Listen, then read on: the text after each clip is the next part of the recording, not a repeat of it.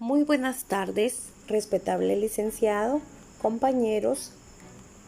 Nosotros somos el grupo número 2 y vamos a exponer los temas de la educación media y los colegios mayores y también la creación y desarrollo de la Universidad de San Carlos de Guatemala. Si hay algo digno de reconocimiento y de aplauso de parte nuestra, es el perfecto amor por la cultura que mostró la población guatemalteca de aquella época. Tristemente, los hechos no coinciden con estas muestras de respeto, de amor, de deseo por conservar e incrementar la cultura. No coincide con los hechos que tuvieron que enfrentar los pobladores. Hechos de discriminación, no poder acceder a lo que te corresponde por derecho es lamentable, ¿verdad? Resuelto el problema de la educación de los niños, surge la necesidad de dotar a la juventud de centros educativos adecuados para continuar con su formación académica. En aquella época, los colegios conventuales impartían la cátedra de gramática, que es necesario que sepamos que gramática es la base de nuestra educación media y superior. Y además de gramática se estudiaba teología, artes y cánones, aunque a menudo se quedaba reducido al ámbito religioso.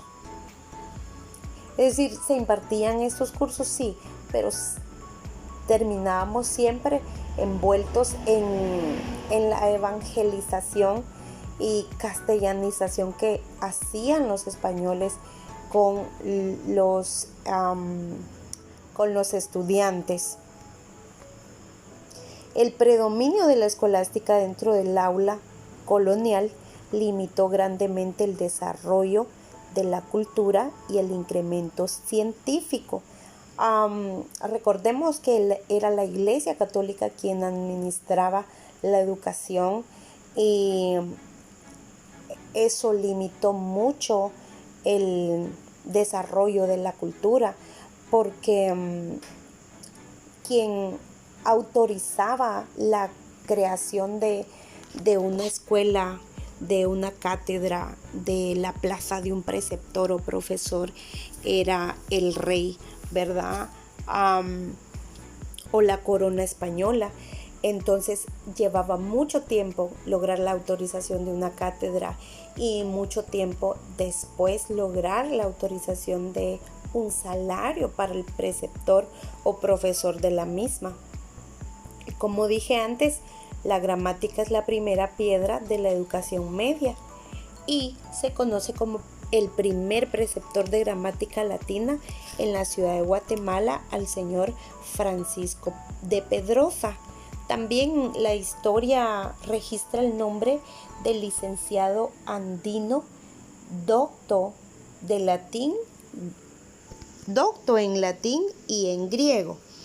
En esta época, la Real Audiencia gestionaba que Su Majestad creara 3 cosas que juzgaban como más urgentes en aquella ciudad. Una de ellas era un monasterio de beatas indias, de algún modo para enseñarle a la mujer también que es relegada para las cosas o los quehaceres de la casa, criar a los hijos, cuidar a su familia. 2, un colegio para indios. Recuerden que la educación que se le brindaba a los nativos de nuestra tierra no era del mismo nivel ni de la misma calidad que recibían los hijos de españoles que ocupaban puestos importantes o que tenían muchas posesiones. Y número 3, un preceptor de gramática.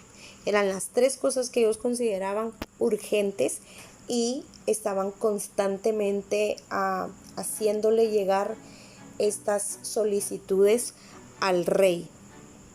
La propia Universidad de San Carlos, creada en el año 1676, el 31 de enero, exigía que las cátedras se dieran en latín. Entonces era bien complicado porque si la clase era la clase más importante o una de las más importantes era en latín, y lograr la plaza o la aprobación de una plaza para este catedrático era casi imposible, como era que la Casa de Estudio Superior exigía que la clase fuera en latín, y al menos esta, porque anatomía y astrología se explicaban en español.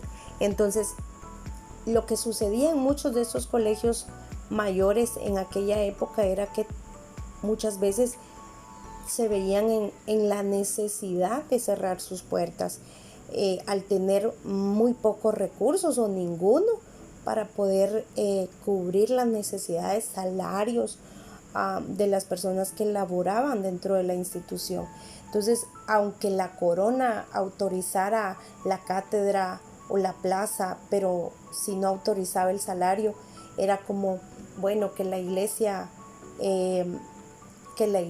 comparta un cierto porcentaje de sus ofrendas o de sus posesiones con el convento, con el colegio mayor, y muchas veces se quedaba solo en papel porque no se cumplía. Entonces no había modo de cubrir esas necesidades. El Colegio Tridentino es un claro ejemplo de lo que acabo de decir. Es un colegio que debe su nombre a un congreso religioso que se conoce también como Concilio de Trento. Y las asignaturas que se estudiaban en los primeros años de su creación eran gramática, tratados de sacramentos y casos de conciencia. Fue durante el siglo XVI escuela de humanidades, ya que los estudios superiores de artes y teología fueron establecidos hasta el siglo XVII. Este colegio emprendió la tarea titánica de educar 12 indios de hijos de caciques o de indios principales, sin ningún tipo de subsidio de la corona. Pero en el año 1773, cuando acontece los terremotos de Santa Marta, las instalaciones originales quedan en ruinas, y además la ciudad es trasladada a donde actualmente se ubica. Aquí se logra la reconstrucción de este convento, la reconstrucción de este colegio seminario, pero ahora con el nombre de Seminario de la Asunción de Nuestra Señora. Cedo el tiempo a mi compañera que sigue con esta exposición.